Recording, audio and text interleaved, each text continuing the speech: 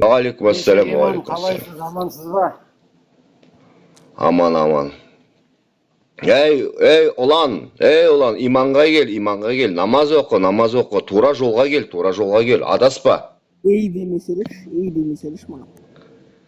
Ей, ulan, тоңқайып намаз оқы. Арабтың боғын жеп сідігін іш, иншалла. Ас болсын. Adaskan patvas esek bilen. Ал құрметті қонақтар, сіздер деген білмейтін боларсыздар. Біздерге Baksar Müslümansın da. мына Müslüman. Elhamdülillah Müslümanım desek çıkıyor. Elhamdülillah Müslüman. Kafirler ne diyor atır kafirler? Lan Öyle. Mesih otta oturgun da. Sonra cevap vermeysin mi Müslüman bolsan? Ündemey oturabilir. Nasıl imam ol? Otağımın basındaki imam baş. мен бас имаммын ғой, сен не айтып отырсың, ұлан? Не айтып отырсың? Мен бас имаммын. Ne ayet olsun bavurmu? Baysar sen de ötürk Müslümanın bilmesi o değil mi? Ой, көргенсіз. Не айтады? Бірсе мұсылмансың, бірсе мұсылман емессің. Müslümanız. Альхамдулиллах,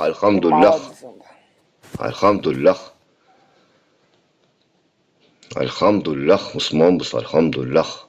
Иншалла, Алланың жолында жүр. Zorban degen tam Müslümansın mı Zorban? Ой, adaskan biri o da. Kafir mi? Kapırlar. Ал, мұсылман бауырларым, Mesih degende kapır olur. Alhamdulillah kafirman. ал, мұсылман бауырларым, мен бір хадис айтып жіберейін, мұсылман бауырларым, бізге түйенің шуатын ішуге болмайды екен, иншалла. Бізге түйенің сідігін ішуге бұйырылған, мұсылман бауырымға. Сосын бізге есектің етін жеуге болмаса да, оның сүтін ішуге иншалла рұқсат етілген екен, мұсылман бауырларым. Есектің сүтін ішіп, түйенің сідігін ішу керек бізге иншалла. Ол жөнінде Сахих Бухари хадисінде 57-85-те былай деген екен. Мен қазір сіздерге оқып берейін, мұсылман бауырларым, сендер бір-бірімен сөйлесе тұрыңдар уақытша, иншалла. Алланың жолында жүр.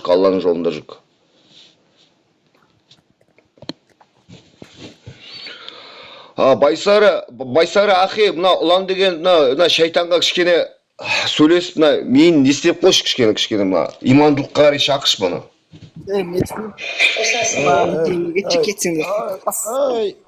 Ey ulan Batır. Jota menime ayta öş. Kımran içip bedin. İmanға келек Müslümanlar. Kımran içip bedin. O ne işten de pokumaş mı sana? Ya içpep. Aytsak. Kımran ne yapışmıyorsun Kımran? Kumas şimdi. Ol attın sıdığı, anau tüyenin sıdığı şey vermiyorsun mu? Bir deyimiz mi? Sen içekti perdin ama sen? Sen der koy peretin çeşeği. Ал, оқып берейін ал, құрметті. Ей, оқып берейін. Періп жалықтың sen, сука, далпа yok. Ей, көргенсіз кетшей, кәпір кетші бар, шайтанның әскері кетші, не айтады? Ал, мұсылман бауырларым, Сахих аль-Бухари, хадис 57-81, қазақша нұсқауы. Бедейді, Абу Салаба әл-Хушаниден оған Алланың разы болсын пайғамбардың азу тістері бар кез келген ол емес, екіншісі. Лайс Юнус былай деп айтқанын айтты. Мен Ибн Шахбан, біз есек сүтімен дәрет аламыз ба, оны іше аламыз ба? Немесе жабайы жануарлардың өтін, немесе түйенің зәрін іше аламыз ба? Зәрі деген түйенің сідігі деп сұрады. Ол былай деп жауап берді. Ей мұсылмандар, өздерің түйе зәрімен, түйенің сідігімен емдейтін және одан ешбір қиындық көрмеген дейді. Көрдіңдер ғой мұсылман бауырларым, олар өздерін түйенің сідігін ішіп, өздерін емдеген екен, иншалла. Машаллах. Есектің сүтіне келетін болсақ, Алла елшісі оған Алланың игілігі мен сәлемі болсын. Етін жеуге тыйым салғаны бізге жетті, бірақ олардың сүтіне қатысты бізге ешбір бұйрық та тыйым да салмаған, иншалла. Көрдіңдер ғой, бізге мұсылман бауырларымыз бізге есектің сүтін ішіп, түйенің сүтін ішіп, ол бізге сунна болып есептеледі екен, иншалла. Ас болсын, бәріңізге ас болсын. Айтайын, ас болсын. Мұсылмандар, мұсылман бауырларым солай. Сен ұлан боғыз айта бересің ғой, мен сені қабылдайын, сен боғыз айта бересің ғой. Кәпірлер ұқса боғыз айтпа, мұнда тыныш отыр. Дұрыс сөйле. Иманыңа кел. Біз кәпірден үлгі алсаңшы, ұлан, Мұқтанбай, Сырқаттанбай. Ұлан, қымыран ішесің бе, қымыран? Мұсылман болғаным артық қой. Адасқансың. Ұлан, мақұл, қымыран ішіп пе едің өміріңде? Ой, бір мыжыма сұрағыңды қоя бермеші, шаршап жүрді ғой. Жоқ, айтса енді, іштің, ішпедің, бірақ сұрақ қой. Сол ешекті пердің ба деп тұрмау мен саған бағана. Ол ешек туралы айтпаймын. Саған айтпаймын. Түйенің сідігі ма, қымыран деген? Сідік емес ол, емшегінен шыққан сүті ғой. Қымыран ішпеймін мен, қымыз ғана ішемін. Онда мұсылман емессің, кәпір. Жоқ, Сен мысалы ешекті пердің ба? мұсылмандар жылқының етін де жемейді, сүтін де ішпейді. Сен қандай мұсылмансың сен? Неге ішпейді? Деді ғой, жейтіні. Сен мұсылмандардан сұрашы ана, Арабияда. Топас оқымаған кезінде, соғыс кезінде ат жетіспеген сол кезде жеуге болмайды деген. Әзір болады ол. Бір дал бойы мұсылман екен бе. Қазір шема енді. Кім, боқтамаңдаршы, кім? Ұлан, қазір соғыс заман емес. Арабтар қымыз шема қазір. Шетсер мен қайдам білем ол. Арабтармен тұрып атыр дейсің. Ішпейді ғой, иттің баласы ау, ішпейді ғой. Біләтті, есектің баласы. Кім, Ұлан, мақыл, қымыран шема? Сол бешерлер қымыран шема? Ой, мен қайдам білем. Арабтармен тұрып жатсам айтатын едім. Тұрады. Енді сендердің сүйікті мемлекеттерің ғой анау. Жаңағы Қаратасқа барып табып келесіңдер. Мен мысалы білем да, мен сен есек перетінді білем. Сол үшін айтамын мен саған. Солды білем. Есекті мұсылмандар перет, білесің ба? Жаңағы өзбектер, сарттар перет. Жаңағы қатын аланың алдын қодықты пері болады. Мен қазақпын ғой. Енді қазақ болсаң.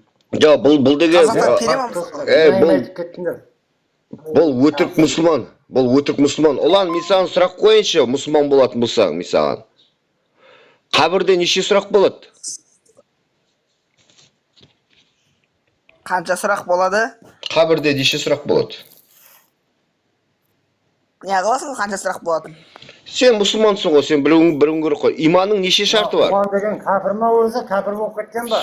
Солай бір нәрсе бұл сияқты біздің басымызда қатырып отыр мен жерде, өтірік мұсылман болып. Бізді мазақ қылып отыр да. Ұлан, Google-ға кетті ғой қазір, Google-ға кетті. Одан да міне астында отыр ғой манағыдай Аллаға сенбейтіндер. Олар айтып отыр кәдімгідей бізбен дұрыс сөйлесіп отыр. Ал сен келіп алып, бір сен мұсылманмын дейсің, аузың толған боқ. Кеттің ба? Әлгі іздеуге? Дұрыс ізде кішкене. Оқы, сабақ оқы. Мұсылман деп кетті, үні өшті қасқаның. Чаңғысының ғой. Айтшайшы енді, айтшайшы енді. Кім, Ұлан, маған құл боласың ба? Мен саған айлық төлейім, ақша төлейім. Әйел алуыңа рұқсат берем, маған құл боласың ба? 9 жаста Сенің мамаңды қолға балам. Ұлан? Мамаңды қолға балам. Жоқ, маған құл боласың ба? Папаңды құл, мамаңды күн, өзіңді шешесізген сізге. Құлдардың кәпірлердің Айсары шешеңнің амыс. Кәпірлердің ауыз толған боқ. Шешеңнің амыс. Мұсылманның түрі осы ғой, Ұлан ғой. Мандай наглядный пример ғой, Ұлан деген мұсылманның түрі осы. Ұлан боқташ. Айран бесін. Ұлан боқтасы. Боқташ кән. Кімді боқтайын айтшы. Мұсылман ғой. Шешеңді боқтайын ба, Мұсылмандар сені осылай боқтайын? болады. Давай боқтай бер. Любой боқтай Кімді бер. енді?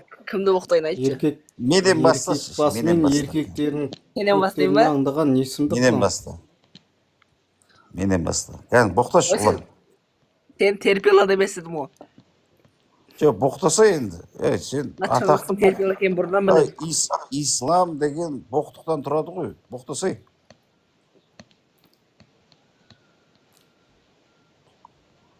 Ай, не боқтамай қалдың ұлан? Ал ұлан Жоқ. боқта. Кәпірлерді боқтап тыста. Мен саған рұқсат беріп отыр. Мен боқта Мен сені деп. рұқсат сұраған жоқпын, мен пидаразмын. Боқтаса енді. Хан ата. Чыңғыс шешеңнің амысы кеңісі ме байсар бәрін. Машалла, машалла. Мені боқтасай, Шыңғыстан ең бірші.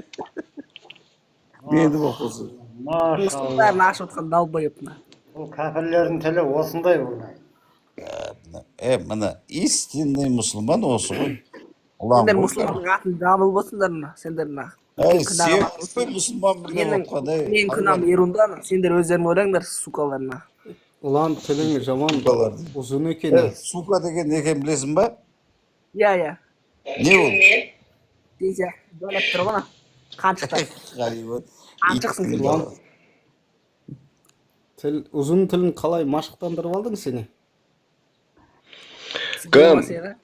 Кім ұлан біздің Алматы облысының бас имамы сен сияқты кәпірлерге былай деген екен. Тыңда, уағызында кішкене, мүмкін иман келтіресің. Тыңда. Ертең қияметте біздің терілеріміз, көздеріміз, қолдарымыз сөйлейді екен. Мына дүниеде қандай айып жасағаныңызды, мына дүниеде не күнә жасағандығыңызды. Өйткені адам айтады екен, мына күнәні сен жасадың ба деген, жоқ мен жасамадым дейді екен да. Сонда аяқ айтады екен, я Раббым, осы күнәға мен аяқтарыммен жүріп барғанмын. Көз айтады екен, я Раббым, сол күнәні мен көріп тұрғанмын істеп жатқан кезде. Бұл аяттағы ақырет адамның дене мүшелері өзіне қарсы айғақ беріп, пенденің Көрдің ғой? Таубаға кел. Сонда мына Кингсман есекті терген үшін. Ұлан, сенің тілің сөйлейді ертең, о дүниеде.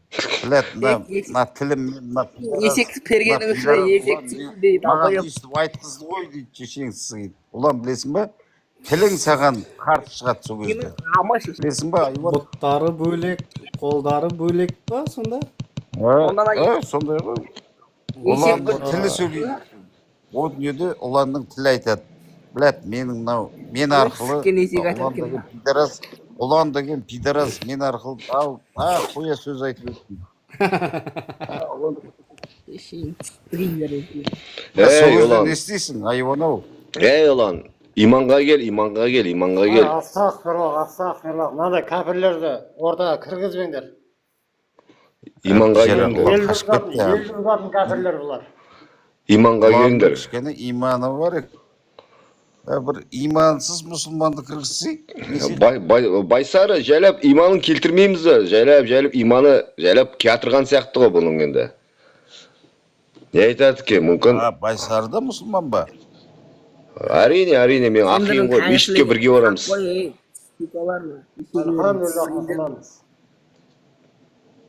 Байсары, лафиқсың сен, өтіқсің суканы.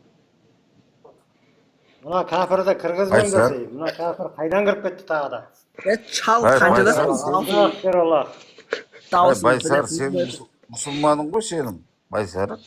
Қанжадасың, Байсары? Мына кәпір, бұл мұсылман емес, кәпір ғой, ауылдан боқшы қылады, боқшы қылады. Қанжадасың деймін, еббанна бұрыттай.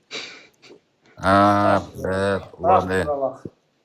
Сен мұсылман емес екесің ғой, ұлан, оказывается.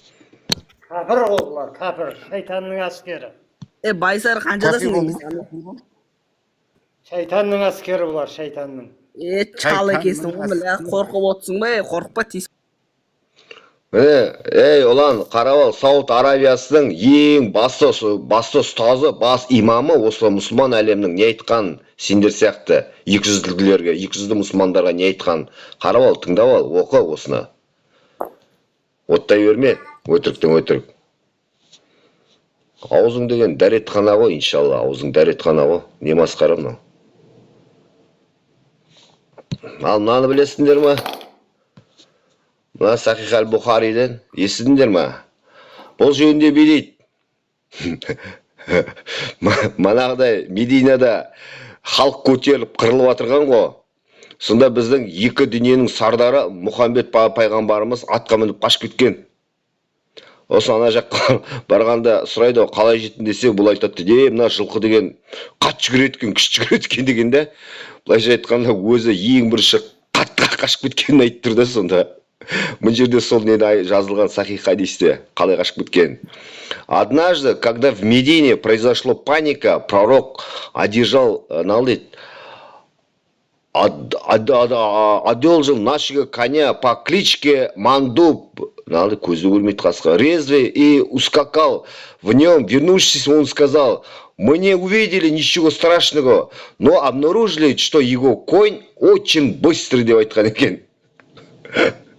Көрдіңдер ғой, қандай батыр болған біздің екі дүниенің сардары. Қандай батыр. Машаллах, Машаллах. Біздің Құранда ешбір қате жоқ қой, ешбір қате жоқ. Қараңдаршы, Құран 18-86. Оқып қараңдаршы, бір қате бар ма ішінде? Алланың өзі де рас, сөзі де рас. Иншалла, өте дұрыс айтты. Қараңдаршы, нағыл дейді. Ал, көрдіңдер ғой, оқып алдыңдар. Алланың өзі де рас, сөзі де рас. Кәпірлерден қорғану керек, кәпірлердің көзін құрту керек. Дұрыс айтасың. Байсары шал қаншадасың Байсары?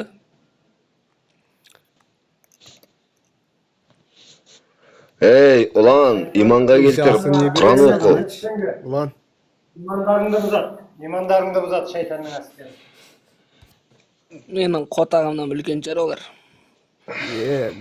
Нағыз мұсылман ғой мынау. Астафраллах. Шайтан қайдан келді тағы? Астафраллах. Өңгей терпелер жиналып қапсыңдар ғой, терпелер. Баракатух. Астафраллах, не айтады бұл, Аузың не білет айтады? екен ғой нағыз, ұлан. Мұсылман деп неге өзің санайсың? Аузың білет ғой нағыз.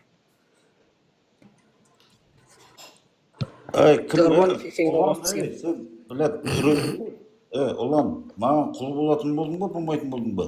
Шындай. Сенің шешеңді перетін болдым, бір ауыздан. Хайуан, білет, ақша төлеймін мен саған. Сенің есеңді бәсең, сенің шешеңді перетін. Ишақтың баласы. Олай келістік екенбіз. Ишақтан туған, мен саған құл қылам деп. Шекті перме. Маған құл болсаң, жаман болмайсың. Кеңсіман мырза, бұл ұланды өлтіріп тұрып қорқытсаңыз, құл болмақ түгел, бәрі болып кетеді бұл. Жорбан, шешеңмен амыс сайрамаш далбай деп не айтып отырсың? Ақшасына келісу керек болып тұрды. Ұлан, қанша керек? Ақшаларыңды көттеріңе тыңдар, шешелерің амыссың, гандонда, шешелеріңмен қорсызген. Қотақ бас, шығыс, күтмеді, шешеңмен қорсызген. Шайтанның баласы не деп отыр? Қотағым жерме, шешеңнің амы, байсар далбай деп, шешеңнің амыссың. Астағфирулла. Шайтандарды кіргізбеңдер, имандарыңды бұзат.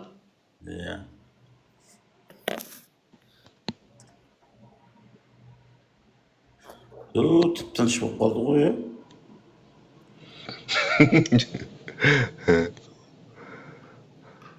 Ал шайтандарды қуасыңдар.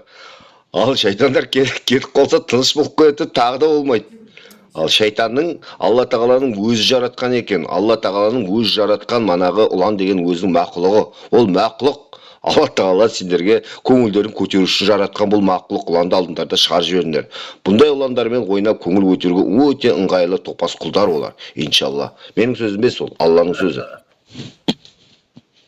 Ай, бәрекелді. Несі сонда адамзатты жамандыққа итермелеп, қыздарды зорлатып, кішкентай балаларды педофилиямен өлтіріп жатқан. Шыңғыс, сөзіңді бетіме айтсаңшы, гандон. Тыңдашы, Ишак. Бетіме айтамайсың. Ишаксыз келіп қоя тұршы. Ой, ешексіз келісіма деп атақ береме саған, бүгіннен басқа. Марапаттай емесен, ешексіз келді. Бірден айтып олайшы, білет, ұмытып қалдым ғой, не айтып? Айтпайсың, қотақ басым, мен саған рұқсат бермеймін ба? Шешексіз. Шешеңнің амысың, Шешеңнің ама, шешеңнің ешеңнің сенің өмірлік жетістігін сол есек бергенің. Ай, қанша ешек сықтың? Айт. Сенің есек сіккеніңді айтсам бір 20 есек сықтың деп ойлаймын мен сені. Ай, қанша ешек сықтың? Қанша қодықты бердің біледі. Есек деп қоймады ғой на. Есекті аңсап жүрсің бе? Ауылдағы бір 2 есекті әкеп бердің бе? Соны Біледі. Арабтың Біледі. Арабтың қор қатыны. Арабтың біледі. Орман шықақ біліп басқа. Амы шығып біткен ешегі ғой. Біледі, андай коронавирус па, біледі, спидпен ауыратын пидоразы ғой. Арабтың шеші. Сөзде Ал ағайындар, ал Шешенің амысы есек сіккеніңді айта ұлан, тұра тұр, мен бір нәрсе жіберейін деп едім. Сен үшін оны 19 есегін сіккеніңді айтып жатыр.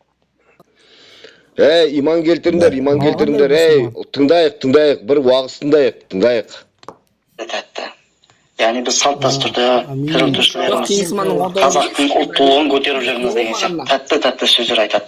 Деген уғыз берген сияқты олардың сөздері де қауіпті. Сол үшін де олардың сөздеріне алданып қалмаңыздар. Және де олардың істеп жатқан әрекеттері Қазақстан Республикасының 74-ші бабы, яғни діни алауыздықты қоздыру Көрдің ғой, басынан бастап қойайын қазір, тыңда. бабына қайшы келеді. Ешек бас қалай еді.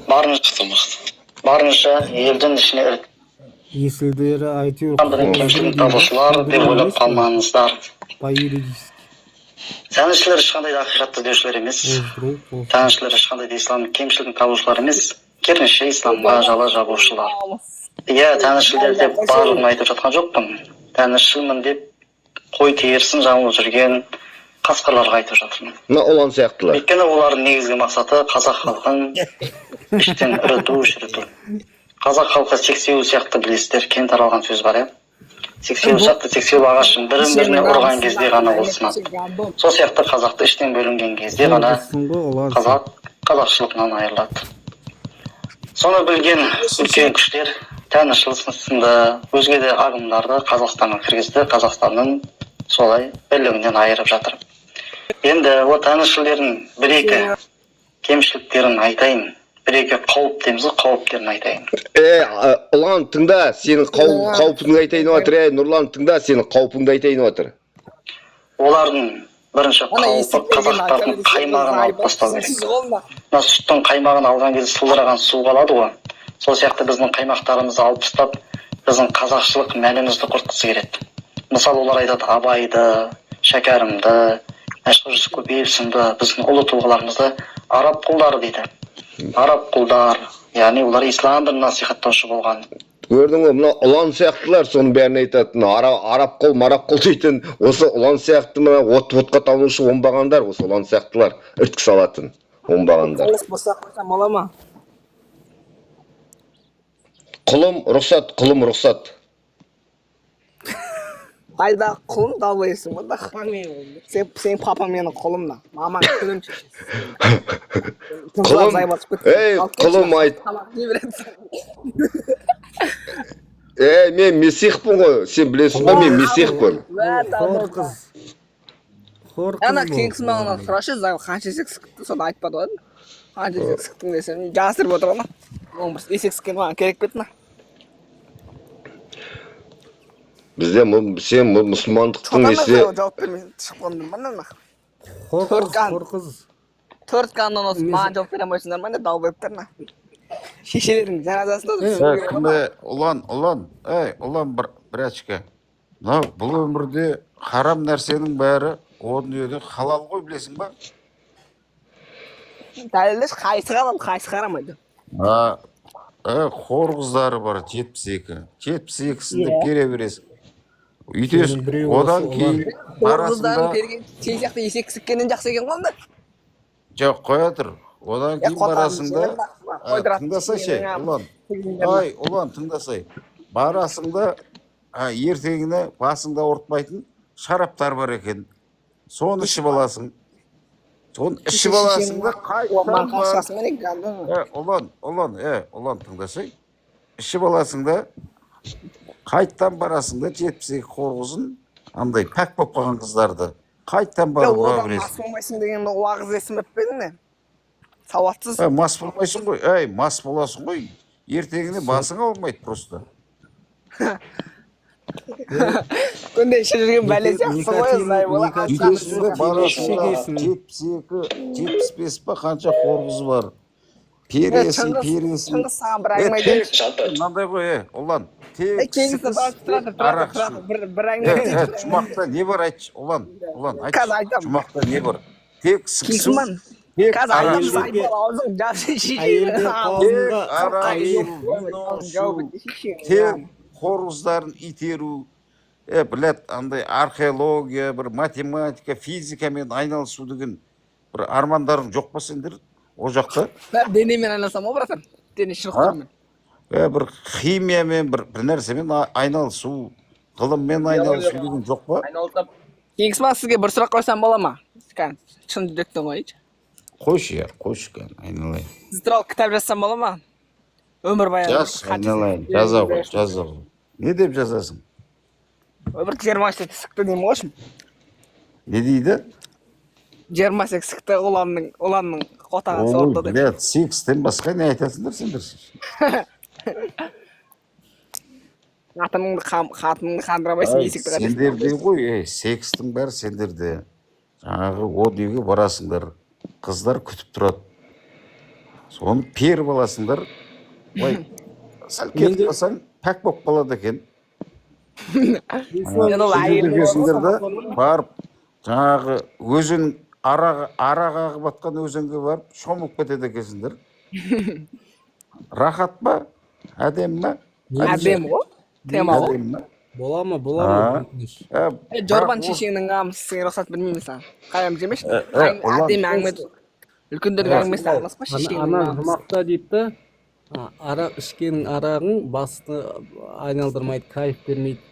Шеккен темекінде никотин жоқ. Получается, алған берген хор қыздардың, 72 хор қыздардың бәрінде тесігі болмай ма? Получается так, Найбалова. Кейде тесік бар ма мысалы? Кім? Ұлан барып теседі ғой барып. Ұлан теседі. Мен бірінші сен тесен Былай талпай. кетеді сразу. Өмірі сен тесен на. Ұлан тес бола салысымен. Ұлан. Итересің да пиздес. Мамын шығарып, дәу тесіп тастайсың. Хордың қызынша. Сенің мамаңды берген сияқты ма, тура? Қайттан пәк болып қала береді да. Жоқ, сенің мамаңды қандай позада сігейін, дайшы. Хайуан-ау, сен хордың қызы туралы әңгіме болып отыр ғой. Басқа бір мұсылмандар жоқ па екен, басы істейтін кішкене? Жорбан шешеңнің қамысын басын педесті ма, сен қалды тұрсың ба не? Шешеңнің қамын атқан ба сен? Ұлан. Шыңғыс ілім қайда жоғып Ұлан, сен о дүниені ойлайтын жасқа келіп қалдың ба сонда? Сен сияқты 50-ге келген ақ. Сен білмейді. Өмірдегі қыздарды алып, соларды итеріп үлгеріп алсаң. Ұлан, сендегі ана тозақтың ең бірінші кезегінде тұрсың сен. Аутизммен алып қойсы андасында. Оңбаған, кәпір. Кәпір. Тәңкібай. Тәңкібай. Тәңкібай, сен ертең тозақ күттір сені, тозақ, иншалла. Тәңкібай деме, Месих, Тәңкібай деме. Тәңкібай деп бұлар тәңір ілімде жүрген, жаңағы қазақтың өз-өзін танып жүрген азаматтарды айтады ғой. Бұлар солар ұстайды ғой. Мынау ұлан деген, ұлан деген кәдімгі арабтың сідігі ғой бұл шеш.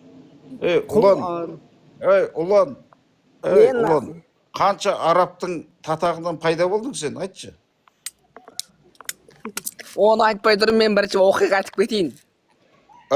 Сен бірінші айтып бол. Кеңісман деген есегімді сіп кеткен Үш араб па, 4 араб па, қанша арабтың қотағынан пайда болдың сен?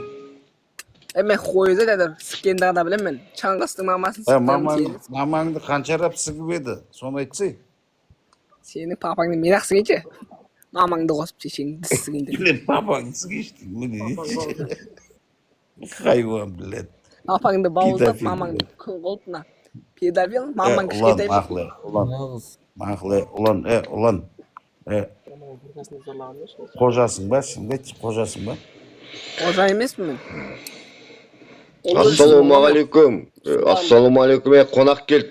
Тыңдайық. Ассалаумағалейкум бауырым. Ай, қонақ болма, шақырмаған қонақ. Жесіңіз, қылмаған деп отырсың. Мені шақырған жоқ. Ассалаумағалейкум бауырым. Алейкум ассалам. О, мұсылмансың ба? Иссалам. Мұсылманбыз. Мұсылманбыз ғой бірақ. О, иншалла. Керемет, иншалла. Керемет. Инша Алла де. Бірақ намаз андай оқып бүйтпеймін бірақ. Былай мұсылмансың. Енді мен сізге, Сен мұсылмансың ба? сен енді манағыдай мұсылмансың ба, мұсылман емессің ба, мен саған бір-екі сұрақ қойып жіберсем екен, мүмкін сен тәңкібай боларсың, манағыдай шайтан боларсың. Байсара, қазір тексеріп жіберейін қазір. Байсара, тексеріп жіберейік, мұсылман ба, мұсылман емес.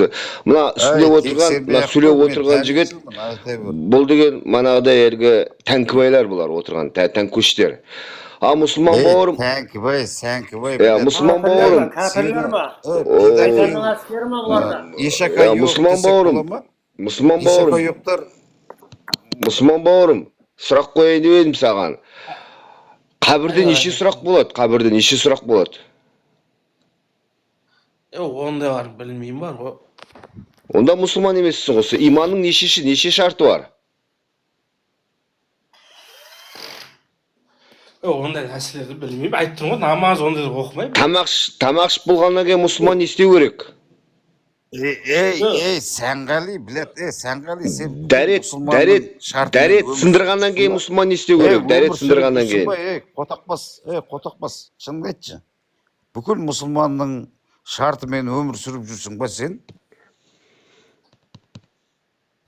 Мұсылман емессің ғой, өтірік айтасың мұсылманмын деп. Бізде дәстүрлі дін ғой, бізде Қазақстанда дәстүрлі дін. Бізде өзіміздің Дәстүрлі дін деген жоқ. Сен егерде қазақ таңдайсың, немесе мұсылмандықтан атаға қабылдайсың. дейін амаймыз қызды, ол арабтар алады. Сондай бізде қарама қайшық болған екен, бізде дәстүрлі. Онда сен мұсылман емессің, онда мұсылман деп айтпа сен. Сен онда мұсылман деп айтпа. Біз мұсылмандар қызын аласың ба? аламыз, мұсылмандар біз аламыз. Ақсап сүресінде жазылып тұр, бізге рұқсат етілген иншалла. Біз қазақтар алмайды екенбіз оны. Онда сен мұсылманмын деп айтпа, сен онда өзіңде. Мен қазақпын деп айт. Ана көкке табынушылар бар ғой, солардың қатарындасың сен. Мен сияқты мұсылман емессің иншалла. Мұсылманмын деп айтпа онда. Қотақпас, сен қарындасыңды алдың ба? Пидарас?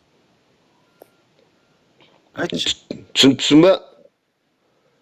Алдың ба, алмадың ба? Сен таза мұсылман екенмін деп қарындасыңды алшы сөйтіп. Енді сен мысалы былай ғой, сен мысалы мұсылмандықты егерде сен қабылдамасаң, мұсылманның ана аятты ұнайды, мына сүресі ұнамайды деп, онда сен қалай мұсылмансың? Мұсылман дейсің ба, онда сен бүкіл қағиданың бәрін ұстануың керек. Сен мысалы электриксің, мен тоқты білмеймін, анау маған ұнамайды, мынау вольт маған ұнамайды деп сен жүрмейсің ғой. Бұл да солай. Мұсылмандықты бүкіл шарттарын бәрін.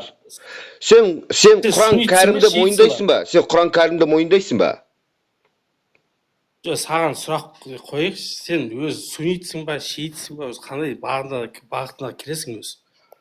Сен бағыттар бар ғой өз мұсылман. Тұра тұр. Сен мұсылман емессің ғой, сен мұсылманмын деп неге өтірік айтасың сен? Мұсылман емессің, өтірік неге айтасың мұсылманмын деп? Дәстүрлі мұсылман. Дәстүрлі мұсылман деген жоқ. Исламда бізде, иншалла, бізде мұсылмандықта ұлт жоқ сосын. Қазақстанның бас имамы жоқ сағатсыз. Сен бара Қазақстан бас мүфтиіне бар айтсы, бізде онда дәстүрлі. Бас мүфти маған не керек? Бізде Құран ғана біреу. Біз Құранмен, хадистермен жүреміз. Сен егерде сен Құранның хадистері саған ұнамайтын болса, сен мұсылман емессің онда сен. Мұсылман деп айтпа сен еш уақытта онда. сен Құранды қай тілде оқисың өзі? Қазақ тілде оқисың ба? Жоқ. Араб тілінде ме? Арабша оқимыз қайдағы? Алла тағаланың тілі ол арабтың тілі. Арабша түсінесің ба? Түсінбесем де оқимыз. Арабша түсінесің ба? Түсініп аламыз керек болса не ол. Түсінбесең қалай оқисың? Жоқ, сен қалай сен мұсылман деп неге өтірік айтасың онда? Мұсылман емессің ғой, кәпірсің ғой сен. Мен айтып тұрмын ғой, өтірік емес қой. Ол бас имам айтқан. Біз дәстүрлі мұсылман емеспіз. Дәстүрлі. Келіспесең айтып тұрмын, бар бас имамға, Қазақстанның бас имамға барады. Бізде ондай жоқ. Бізде бір ғана не бар деп бар да, соған Сен Құран кәрімді қасиетті кітап деп мойындайсың ба, Құран кәрімді?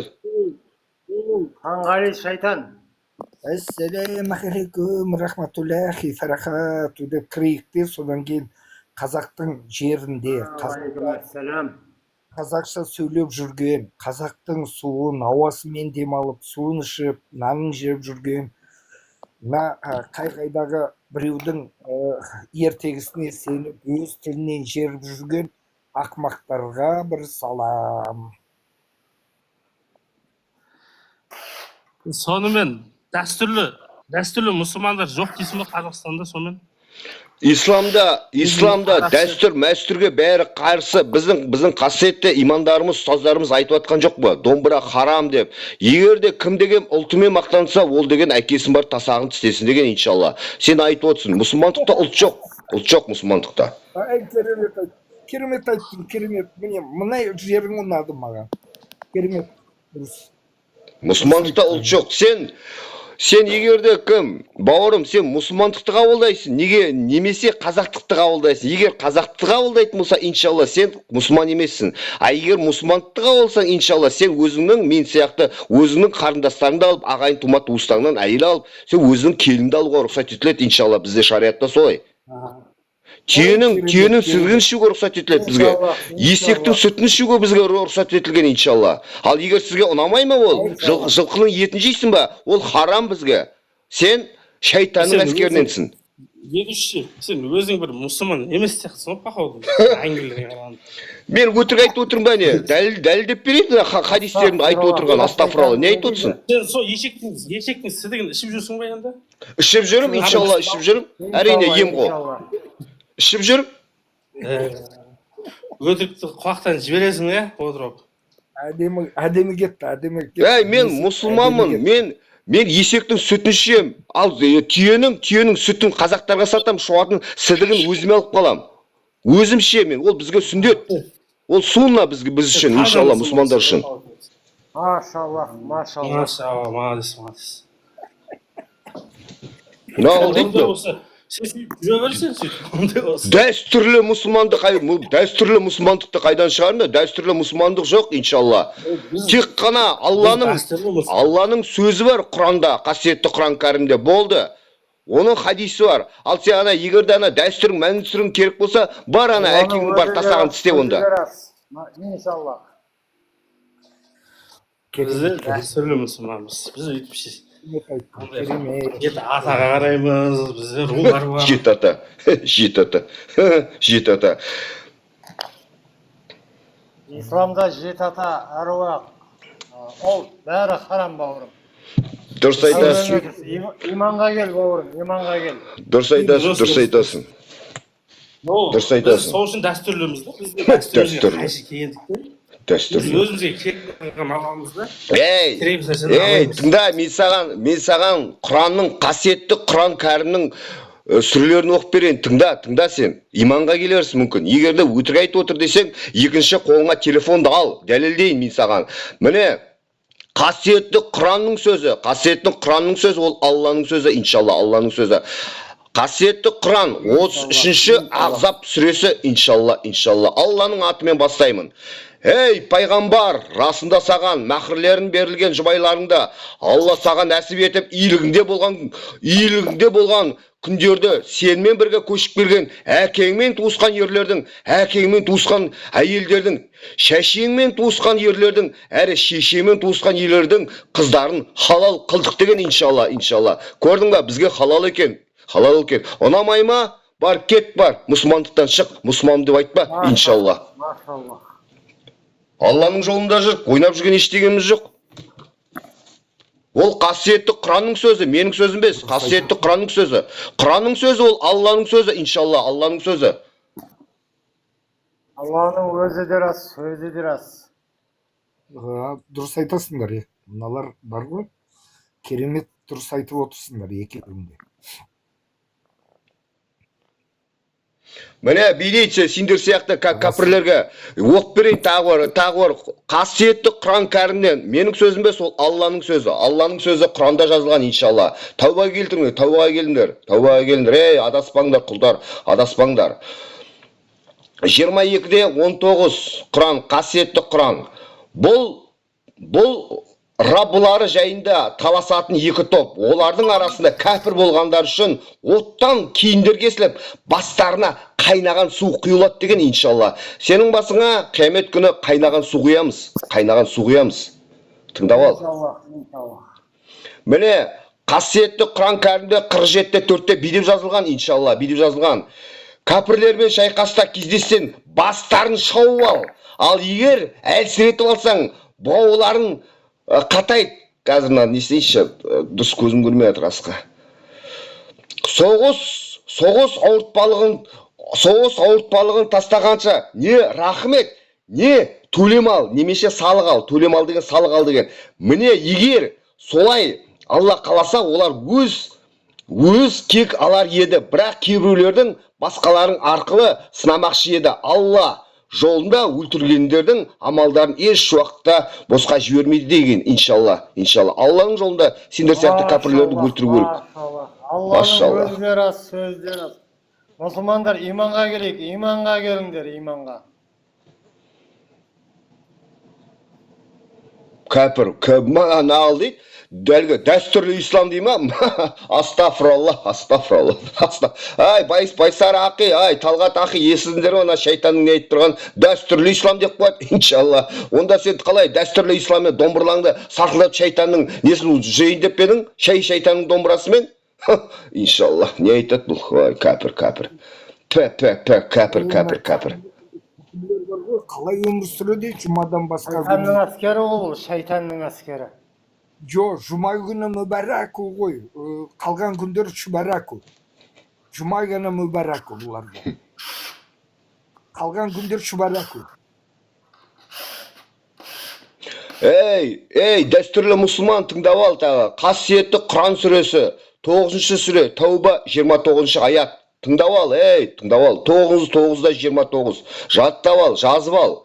Кітап иелерінен Аллаға және ақырет күніне иман келтірмейтін, Алла және оның елшісі харам еткен нәрселерді харам етпейтін, хақ дінді ұстанбайтын, сендер сияқты, сен хақ дінді ұстанбай тұрсың, көрдің бе? Дәстүрлі, тыңда, бұлау саған арналған. Хақ дінді ұстанбайтындармен, өз қолдарымен салық төлеп, қор болғанша соғысындар деген, иншалла. Алланың сөзі, менің сөзім бес. Иншалла, Алланың өзі рас, сөзі де рас. Бисмиллах деп сөз бастауға рұқсат етіңіз, Алланың қалауымен бисмиллах. Бола ма? Альхамдулилля. Қайда кеттің, ей? Кәпір, қайда кеттің? Қосыл, ей, кәпір. Ей, кәпір, аузыңдаш, ей, дәстүрлі мұсылман, аузыңдаш сөйле ал. Жауап бер ал. Қайда, не айтып отырсың? Қайда дәстүрлі ислам? Қайдағы дәстүрлі? Сен өз мұсылмансың ба өзі? Не оқып отырсың ба? Не оқып отырсың? Сақтан бері мұсылман. Иманға кел, бауырым, иманға. Таза мұсылман. Мына атеист кәфірлер айтады ғой, Алла тағала жоқ деп. Соған жауап берейін. Қазақша, Құран қазақша түспеген ғой, сен не оқып отырсың? Мына Санғали шайтанның әскері бұл, шайтан. Иманды бұзады, иманды бұлар. Астафралла. Таза мұсылман дедің ба, оқысай арабша, білем дедің, оқи алам, сідік шем Жоқ, дедің. сен мұсылмансың ба? Сен мұсылмансың ба? Иә, дәстүрлі мұсылман істейміз. Дәстүрлі мұсылман деген жоқ, маған дәлелдеп берші ал. Дәстүрлі мұсылман, мен міне дәлелдеп беріп отырмын. Мен деге мен деге мұсылмандықта түйенің сідігін ішуге рұқсат етіледі. Мен дәлелдеп аяттарым бар, айтып бере аламын саған. Ал сен дәстүрлі мұсылманды маған дәлелдеп берші. Ау. Сен шем дедің ғой. Шем? дедің ғой, дұрыс па? Шем? Иә. Қарындасымды Арабша- алам дедің. Алам. Мен саған Арабша Ахзап сүресін айтылмағаны оқып берген жоқпын ба? Мен саған Ахзап сүресін Енді оқып біздің бердім ма? дәстүрлі- Құранның қасиетті Құранның Арабша сөзі, Алланың айтып сөзін. тұр ғой. Ол сен не оқып жатқаныңды білмеймін. Құран кәрім ол арабша түскен. Сен қазақша оқып жатсың. Ол не ол? Не оқып жатсың? Мәссаған. Ей, кәпір. Кім? Байсары ахи, түсіндірші, мына аузым ауырып қалды. Мына кәпірге түсіндірші. Бұл Қазақшаға, қазақшамен сен мағына бере алмайсың. Қазақша аудармасын аударып Арабша. оқып беріп отырмыз. Ол аудар Айтшы мынаған, Байсары ахи айтыңдаршы, мына кәпірге түсіндіріңдерші. Аузым ауыртып оқып отыр, маған мен қасиетті Құранның сөзін, Алланың сөзін айтып отыр, мына қуып отыр. Ал ахилар, Талғат ахи түсіндіріңдерші, мұсылман бауырларым түсіндірші мына оңбағанға. Мына дінсізге. Бидғат мұсылман екен Бұл бұл. кәпірді аулақ қылып шығарып жіберу. Қазір иманды бұзады бұл. Құран кәрімді көрсетемін қазір. Құран кәрімді. Тұра тұрыңдар. 5 минут. Көрсет. Астафыралла. Дәстүрлі мұсылман деп қояды. Ау.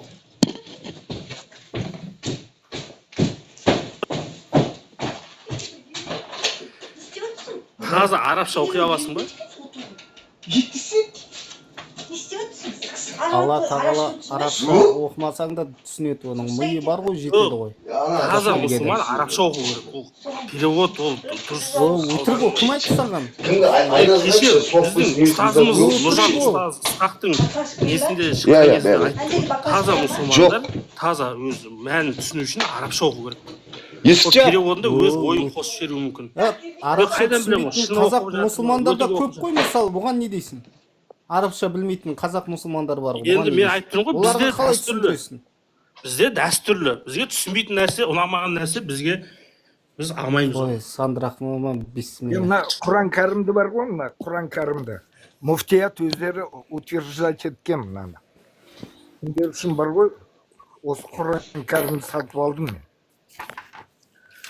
Көріп тұрсыңдар ма? Әдемі. Барлық Құран құқығы сақталулы андақ деп бәрін жазған ғой мұнда өздері. Құран кәрім бұл. Бұны біз өзіміз шығарып алғанымыз жоқ, сатып алдық. Міне араб тілінде де жазылған. Құран кәрім Дұрыс қазақша мағына. ол мұсылмандарға жазылған шығар, ол кім аударған белгісіз ол. Ол таза. Енді, мына қарашы енді арабша шығарып жатырмыз, оны қаламайсың. Жаңа бір ведущий айтты, өз тілімен айтты. Мен арабша білемін деді, оқи аламын деді. Оқысын арабша. Мен өйде айтқан жоқ, өтірік айтты. Өтірік айтқан болып қалды ма ведущийдің? Қумасаңдар сендер бар ғой, осыны бар ғой, өздерің муфтият бұны бекітті, қазақтарға оқыңдар деп көрсетті. Содан кейін қазақтар оқи бастап еді, содан кейін мұсылмандықтан шығып кеттік қой, мына Құрандағы ертегілерді оқып, түсініп. Сонымен не болып кетті білесің бе өзің? Енді дұрыс қой, ертегілері арабтардың өздерінің ертегілері. Анау таза мұсылманмын деп жүргенше ведущий айтқандай, сіз деген ше ма, басқасын қыла ма, арабшасын оқи жүре береді. А біздегі дәстүрлі мұсылман. Біз жеті Айта ғой. Анау комментарияға жауап жазсаңыз. Шайтанды шығарып жіберек, бұл болмайды, иманды бұзады. Мына комментарияда Жанболат деген жауап беріңізші. Дәрет алып оқыдыңыз ба, соған озабоченный болып отыр бұл. Дәрет алып ұстадыңыз ба, Құрани кітапты? Жоқ, мен ол дәретте андақта мұндақта алған жоқпын, бірақ енді сендерге көрсетейін дедім де мына. Құран қазақша аударылған, қазақтар оқысын, көрсін, көздері ашылсын деп муфтият шығарды ғой. Содан кейін біз оқып жатырмыз деп, оның не екенін. Содан кейін мына мұсылмандарды оқытамыз деп, түсіндіреміз деп, өзіміз мұсылмандық кететін түріміз бар ғой мына ақымақтарды. Құран оқымайды да, содан кейін біз өзіміз оқып, мыналарға көзін ашамыз деп, өзіміз мұсылмандыққа беттіріп жатырмыз. Осы мен сияқтылар талайы көбі осы Құран кәрімді алып байытып жатыр мына діндарларда. Шындығы керек. Бұлар алмайды, ана уағызға тойып алған, уағыз айтқандарды. Олар деген мұсылман емес, олар деген шайтанның әскері, шайтандар. Түсінбейді сөзге, келмейді иманға, кәпірлер. Дәстүрлі мұсылман дейді. Астафраллах, астафраллах. О, Алла тағала өзің сақтай көр. Дәстүрлі мұсылман дейді. Күлейін ба, жылайын ба? Күлейін ба, жылайын ба? Дәстүрлі мұсылман. Ондай болып кетті ғой енді өздері бар ғой. Еще мына ұялмай бар ғой ана Алашорданың арыстарын дін үшін күрескен міне анау деп бір әлгі нені тауып алып та бір фотоға түсіріп несі қалай діні қалай деген әлгі кезіндегі ату жазасына бергендегі өтірік па шын ба сонда мынаның діні мұсылман деп жазылған деп Ахмет Байтұрсыновтың несін көрсетіп қойыпты да ұялмай. Содан бұлардың бір несі бар ғой, бір екі сөз тауып алса дін туралы, ана Абай Құнанбаев туралы, или тағы басқа да Машқұр Жүсіп, или басқа да тұлғалардың сөзінің арасынан бір дін деген сөз тауып алса, ой жарнамалап не шүйінші сұрап жүгіреді ғой, міне мынау дін үшін өлген, дін үшін неткен деп. Машалла, машалла. Өз заманында мына Машқұр Жүсіп бабамыз бен Абай бабамыз кездескен екен. Сөйтсе Абай Машқұрға сұрақ қойған екен. Құдай қайда? Жұмақ не? Тозақ не деп. Сонда Машқұр бабамыз былай деп жауап берген екен.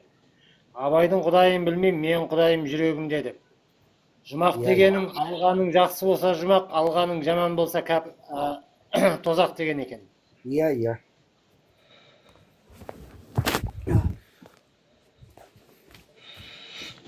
Мына идеологияны алашордалықтар идеологияға неге Абайды алды? Білесіздер ме? Ыбырай Алтынсаринді мектептерін бітіргендер ғой бұлардың бәрі. Сонда Абайды не үшін алды? Абайдың көп қолжазбаларын жинатып, кейінде оны орыстар өртетіп жіберді ғой. Алланың сөздері. Дінге қарсы көп нелері болған. Өзінің тұжырымдары. Соны орыстар қамаған кезде біздің мына алашордалықтар бүкіл ана жинаған терген қолхаттарын түгел өртетіп жіберді. Бүгінде сол айқын болып жатыр. Ойлана келе, осы Абай жолымен көп оқып жүрмін кейінде. Енді қайталап. Қателіктері көп кезігеді, енді қарсы сөздері. Мен сіздерге келесі жолы Абай несін оқитын бір ғылым бар, Жетісу біздің Жансүгіров атындағы университетте. Сол кісіден бір кітапты аламын да сіздерге соны оқып беремін. Ағалар, менің үйімде мынандай бір кітап қалып қойған еді, білмеймін қайдан қалған. Мынау қандай кітап мынау? Білімдеріңіз бар ма? Киелі кітап. Ол Таурат па мынау? Пайғамбарлар жазбалары және Инжил шариф. Мұсылманский ғой, а? Или еврейский ма? Түсінбедім мен. Бәрін бір жерге тоғыстырып отыр ғой. Мен де сондай білмеймін да. Мен бұны бір жарты астына қойып отырам, өйткені бір аяғым кішкентай да менде. Бұдан басқа кітапты мен қылмадым, ана ғылыми кітаптар қалғандары бәрі. Өзің бере бер дейді ғой. Естепші. Берем. Бұны қалай мұсылмандық па, інжіл ма, қалай айырасыздар соны? Сол көйлекті 24-не маған беріп ақшасын беріп кетеді, алып кетеді. Алғы сөз оқып жүрміз, түсінікті болады осы кезде. 40 мың беріп кетеді деп, мен алам осын дейді де болды. Алып айтады, бізге әлі мынаның кім берген жоқ, мен алам онда дейді де, анау 40 мың сатты. Адамзаттың баға жетпес мұрасы кең байтақ әлемде жаратыс иеге сыйынушылар киелі кітаптың ежелгі заманнан бізге жеткен жазбаларын қасиет тұтып қасирлығын қолыңыздағы жаңа басым Таурат, Забур, пайғамбарлар жазбалары және Інжіл шарифті толық қамтиды дейді. Дұрыс па, мұсылманский ғой, а? Жоқ, бұл бар ғой, осылай оқылатын болса, бұл мұсылмандық емес. мұсылман көпке кейін кері оқылады ғой. Жаратылыстың бастауы деген тақырып бас жағын оқып жүріңізші. Кейін қарай қайтыңызшы бір парақ.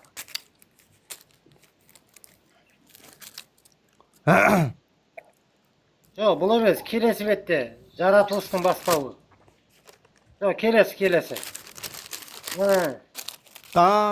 Міне. Таурат қой мынау. Таурат деген не? Таурат деген Інжіл христиандардікі, Таурат иудейстердікі. Қайдан біледім. Вообще бірде-бір абзасын оқымаппын да. Мұсылманский деп жүрмін мен. Бұл бәрі какая разница ғой, негізі, О жерде жаратылыс, жаратқан деген жазылған ба, или Алла деген сөз жоқ қой о жерде. Бөлмеппін. Алла деген Жаратқан деп жазылып тұр, бүкіл жерде. Еврейден аударылған енше. Мына Тола би дейді, қараңыз. Тола би мен Жайыр би деп қояды. Билері де бар екен ғой, оларда еврейлерде получается. Или мұсылмандарда ма? Мұсылмандарда жоқ, мынау израильский ғой, еврейский ғой кітап. Израиль деп жазылып тұр ғой, Израиль. Бұларды да қазақшаға аударама. Масқара ғой, мынау сұмдық қой, Кім аударып жүр бұны? Хаттың авторы жоқ па?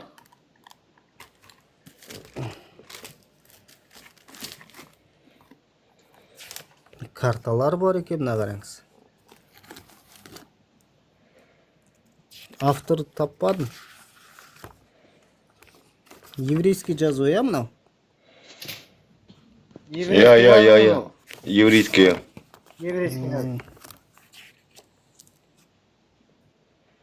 Мынау таяу шығыстың картасы ғой. Біздің қасиетті кітаптар түскен жерлер ғой, мынау таяу шығыс. Біздің қасиетті пайғамбарларымыз түскен. Ал қай жерге түсіпті? Иерусалимнің еврейлердің несі ғой, жоқ. Ол мына Мединаның жақтарына Мұхаммед түседі, ең соңғы Мұхаммед Мұстафа алейхиссалам, мына ең соңында. Мына жақтарына, мына неге Иерусалимге қарай бар. Ол сол қалған пайғамбарлардың бәрі сол жаққа түседі. Жоқ, төмен қарай. Сол жерлерге түседі. Жоқ, жоғары. Ол деген Мысыр ғой. Ол Мысыр ғой, жоғары. Осы жерлерге түседі. Қалған еврейлердің бәрі осы жерлерге түседі, пайғамбарлар. Бәрі еврейлер болған қазіргі енді ұлттарына қарағанда. Біздің қасиетті 3 кітап осы жерге түседі, қалған 4-ші кітап мына Мединаға түседі, білесің ғой. Араб жеріне.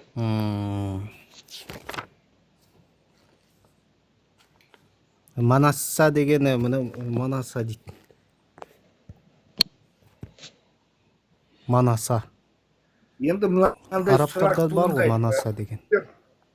Жігіттер, тыңдаңдаршы, мынандай сұрақ туындайды.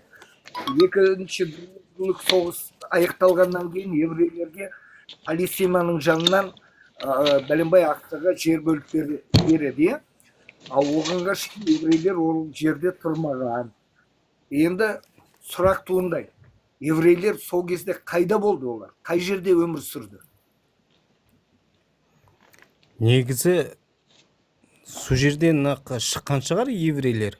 Өткені ең бірінші кітаптар сол жерден пайда болса. Еврейлер бір құдайға сенуді олар жаңағы қалай шығарса, бір құдайға сенімді солар ғой шығарған. Монотеизмді. Мына жерде былай ғой, мына жерде кім мына еврейлердің қаржысына кімдер қолдайды? Бұлар еврейлердің пропагандасына, үгіттік насихатына сенетіндер, ол сол жақты қолдайды. Ислам дінін қабылдаған біз сияқты манағыдай мұсылмандар, иншалла, мына Байсары мұсылмандар сияқты, біз араб бауырларымызды қолдаймыз, мұсылман бауырларымызды қолдаймыз. Солай ол, екі жақ солай. Әр түсінік, әр түрлі. Ал шынайы тарихта оны ешкім білмейді әрі. Біледі, бірақ оны айтпайды. Міне құдіретті карта екен. 9-шы карта дейді. Рим патшалы кезіндегі карта, қараңыз. Керемет карта екен мынау. Сарматия дейді. Скифия дейді. Германия дейді. Сарматия енді Русия қайда? Русия. Ол кезде Русия жоқ қой ол кезде. Кавказ дейді, қараңыз. Сармат, Сак, Массагет бәрі бірге ғой. Дакия, Дактар. бәрі біздің ата бабаларымыз ғой. Жанболат, қош келдің Жанболат. Hoş gördük, қалайсыздар, амансыздар ма? Мұсылмансың ба? Алла мақтаулар, мұсылманбыз. Күмәніңіз бар ма? Машаллах, машаллах. Ассалаумағалейкум, рахматуллахи ва баракатух. Мына ғажайыпқа Ассаламу қараңыздар. алейкум. Мұсылман қауым. Айта беріңіз не? Тиграхауда сақтары дейді. Иә. Массагеттер. Тиграхауда сақтары дейді. Мынаған қараңыз. Мұсылмандар қайда мына жерде? Мына жерде мұсылмандар жоқ қой. Ол уақытта қасиетті Құран кәрім әлі көктен жерге түскен жоқ қой ол уақытта. Мынау сен қай ғасырдың картасы Ол қарап уақытта отқан? адамдар өмір сүрмеген ба? Жоқ, өмір сүрді ғой. Адамдар да өмір сүрмеген ба? Өмір сүрді ғой. Сақ дәуірі ғой, сақ дәуірі. Иә, Сақ парсы дәуірі. патшалығы кезінде дейді. Біздің енді қасиетті ислам дініміз деген 7-ші ғасырда ғой. 7-ші ғасырда Алла тағала келгені.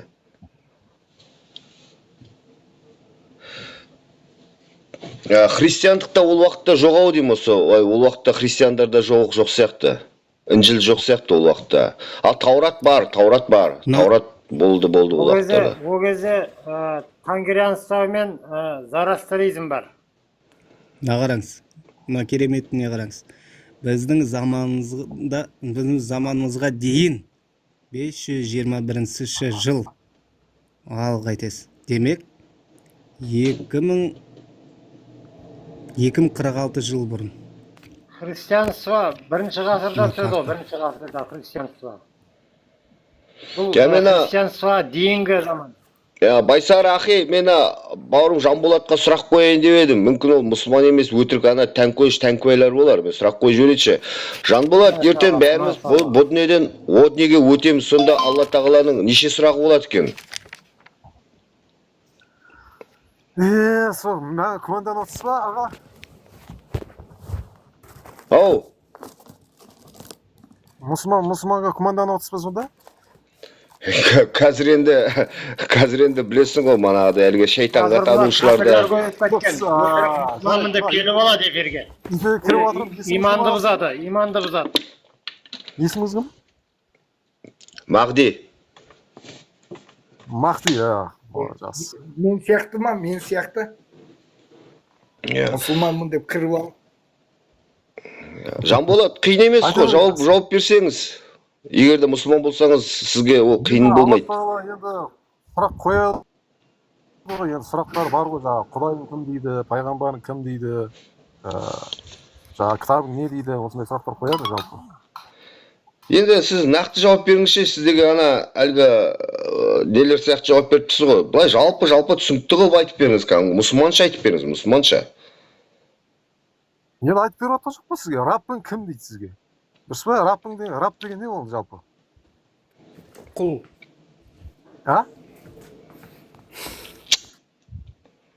Ау? Дұрыс жауап берші.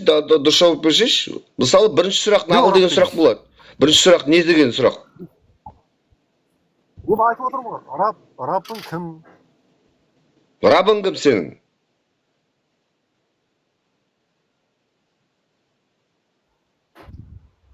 Жанболат, Раббың кім енді? Жоқ, сіз Раб деген қалай түсінесіз өзіңіз? Раббың деген ол деген Алла тағала, жаратушы. Менің түсінігімде. Сені кім жаратты дейді, бірінші сұрақта. Сені кім жаратты дейді, сіз айтасыз, Аллах дейсіз. Екінші сұрақ қандай сұрақ, жақсы? Мені не дейді, пайғамбар кім дейді? Жақсы, мен өзім айтайын сізге, кімнің үмбетіненсің? Енді пайғамбарымыздың үмбетінен. Кімнің милатынансың? Ең соңғы. Кімнің милатынансың?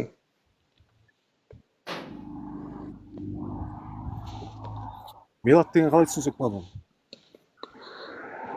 Енді сен мұсылмансың ғой, қалай білмейсің де ол кәдімгідей Ал-Мисақ деген бар сұрақтар. ғой бізде, Ал-Мисақ. Жоқ, кімнің милатынансың? Сен Кімнің өзің милатынансың? мұсылмансың ба? Сен кімнің Сен өзің милатынансың? мұсылмансың ба, Анар? Жоқ, олай қараңыз, милат деген не ол жалпы? Не айтып жатыр? Сен мұсылман емессің ғой, өтірік айтыпсың ғой мұсылман деп. Егер де милат не екенін білмесең, Жоқ, жарайды. Сонда мені кім деп ойлап отырсыз сонда мен? сені тәңкібай, тәңкөш, шайтанға табынушы сондай бірдеңе. Міне Құранда Ибрахимнің кімнің милетінен деп сұрақ қойылады. Ол нағыл дейді.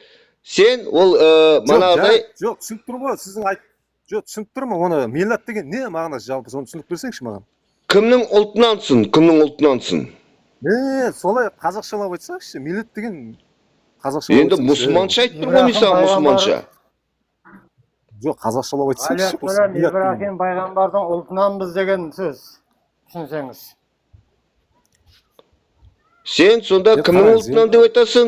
Еврей болып шығасың. Еврейдің ұлтынан деп айтасың, иншалла. Түсініпсің бе? Амандасқанда арабша айту керек болар. Қазақша амандассаң, неге арабша айтпадың деп шығасың. Бір позицияны Жоқ, бұл жерде еврей ұлтын деген емес. Бұл жерде мына жерде сұрақ мағынада келген ғой, мынау жауап емес қой бізге.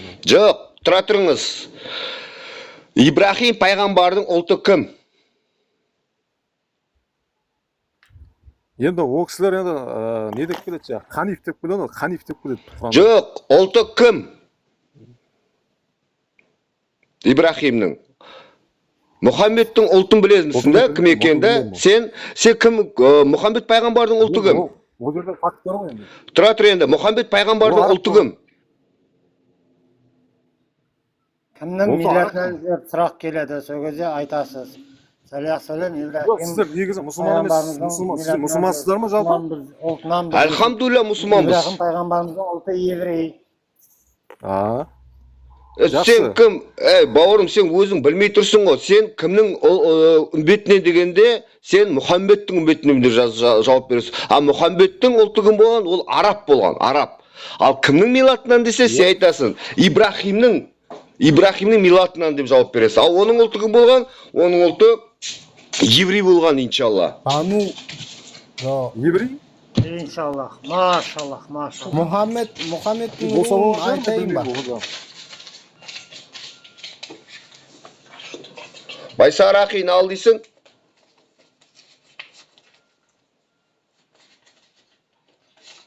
Байсар ақи.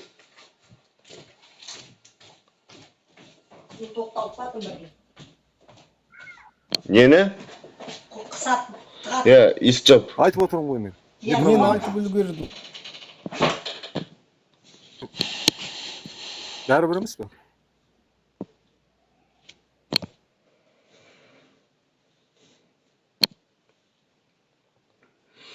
Жақсы, кім? Жанболат? Ау Жанболат? Жанболат? Жанболат? Қабірге барғанда қасыңызда ешкім болмайды ғой. Ол кезде бір өзіңіз жауап бересіз. Сол кезде осы сөздер жадыңызда болу керек. Иншаллах. Альхамдулилля. Жанболат, естіп тұрсың ба мені? Қайда кетіп қалдың? Мұсылман емессің ғой, о кәпір. Өтірік мұсылмандар, қаптап кеткен өтірік мұсылмандар. Мұсылман емессің ал. Мұсылман болсаң маған. Дәлел. Иманның неше шарты бар? Айтшы ал. Иманның неше шарты бар? Жауап берші. Иманның неше шарты бар?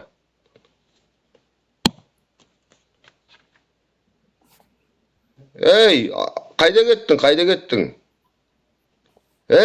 кеттің де? Иманның неше шарты бар?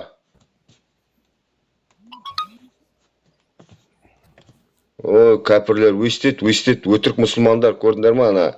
Әлгі тәңкібай, тәңкөш, манағыдай әлгі шайтанның сарбаздарынан ғой, матеисттер ғой бұлар, өтірік мұсылман болып келеді де, осылай таяқ жейді мені, көрдіңдер ғой? О, мен білем ғой, мен...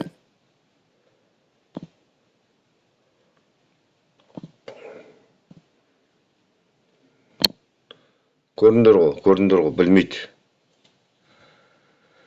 Байсар ақи. Мұсылмандық екеніңізге күмәніміз жоқ. Ана кәпірлерді иманға келтіріп жатырмыз, кәпірлерді.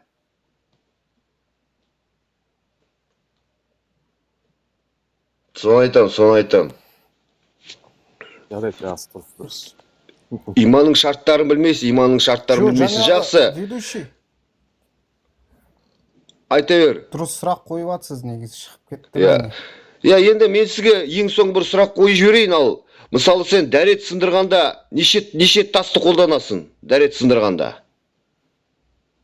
Ей, мұсылман бауырым, не істейсің? Неше тас деген қалай сонда? Сен білуің керек қой, сен мұсылман емессің ба? Ол сунна ғой. Жақсы ал. Тамақ ішіп болғаннан кейін, сен мысалы тамақ ішесің ғой, тамақ ішіп болғаннан кейін не істейсің сен? Тамақ ішіп болғаннан кейін.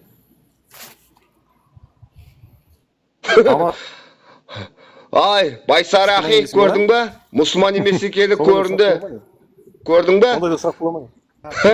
Кәпірлер, шайтанның әскері. Ойбай, құдайым-ай. Шайтан әскері бұлар.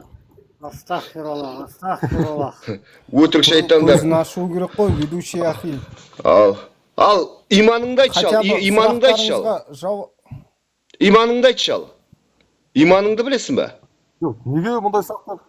Неге мұндай сұрақ қойып жатсыңдар мен түсінбеймін. Сен мұсылмансың ба, соны білейік та, иншалла. Иманыңызды айтыңызса, иманға, калимаға келіңізсі. Иманыңды айтшы ал. Енді Алладан басқа Құдай жоқ дейді.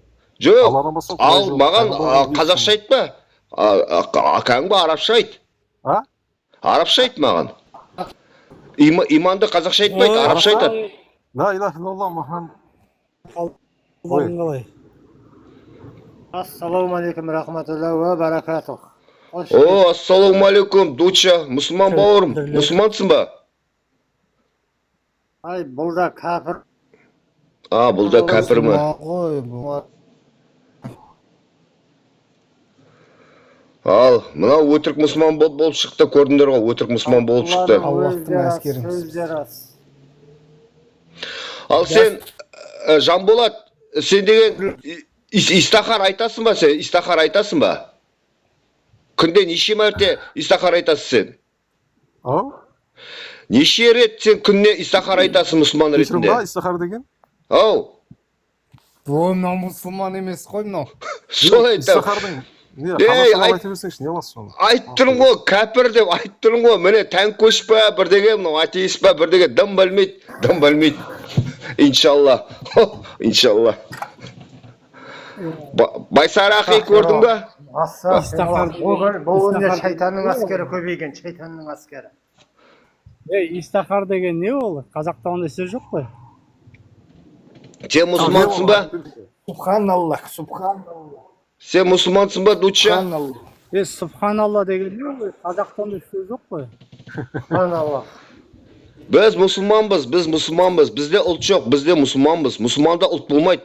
Біздің Мұхаммед Мұстафа алейхиссалам айтқан екен, кім ұлтымен ата бабасымен мақтанады, сол барып өзінің әкесінің тасағын барып тістесін деген екен, иншалла.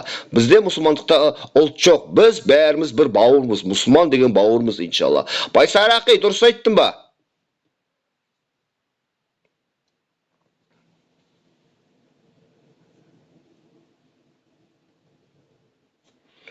Лайық басып отырайық, құрметті мұсылман бауырларым, лайық басып отырайық.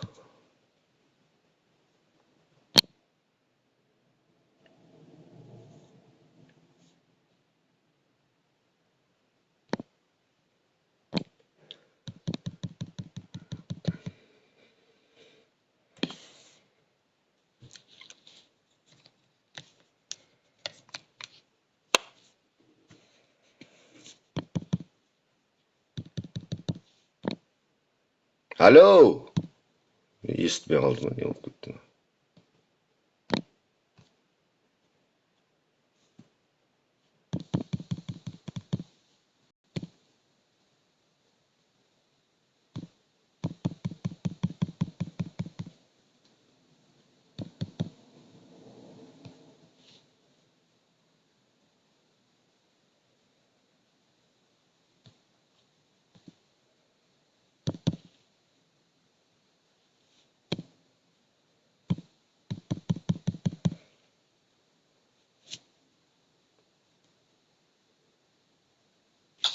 Молодец. Егер тастар жаңағы егер нәжіс толықтай кетпесе деген, короче, тастарды үш реттен де көбірек қолдануға болады, бірақ нақсанмен.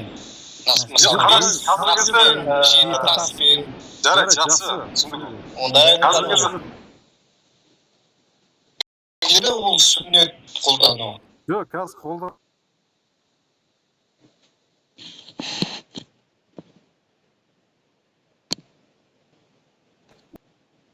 Жоқ, қазір кез қандай заман қазір? Дамыған заман не? Қазір кәпірлер Ауғанстанда қазірде таспен қолданады ғой. Жоқ, енді дұрыс қой. Қазір енді мынандай нәрсе бар да. Біз дамыған заманда өмір сүріп отырмық па? Или артта неде өмір сүріп отырмық па? Артта қалған замандарда өмір сүріп жатыр ғой Ауғанстанда, мысалы, таспен сүртініп. Жоқ, біз Қазақстанда Алланың жолынан, Мұхаммед пайғамбар алейхиссаламның жолынан тайып шайтандар. жоқ, қазір Қазақстанда айтып отырмын да. Таспен не болады ма? Үйінде таса күйіп алып қазір бәрі. Байсары деген что-то дауыстанып Байсары қай жылғысың? 80 болады, 80. 1980. Мен 79-дан әскерде болғам, сол Байсары деген жігіт болып еді, Қызылордадан емессің ба? Қызылордадан. Мен ғой, мен Дулат Садуакасы. 67-48-де болдың ба, сен қай жерде болдың? Таныс болшы. Содан бері әлі иманға келе алмай жүрсің бе енді? Сен солай Иманға келе алмай жүрсің бе әлі? танып отырсың ба мені? Шайтанның әскеріне қосылдың ба сенде? Альхамдулилlah. Қалайсың, Байсары? Аллаға шүкір. Молодец. Мына бауырларым, Алланың өзі рас, сөзі рас. Иманға келіңдер бауырлар. Осы араб құдай ғой, былай қазақты мұсылманға келген қазақтарға дейді. Оларда құм емес пе, құм, су жоқ. Сонда қайдағы тазалықты алып келіп жүр олар бізге. Соны айтыңдаршы. Су жоқ жерде өмір сүре алмайды ғой адамдар. Значит, су болған ғой егер өмір сүріп келе жатса осы уақытта. жігіттер, мен бір сұрақ қояйын деп едім. Рұқсат. Су жоқ жерде өмір болмайды. Бәлемай миллион халық өмір сүріп келе жатыр ғой.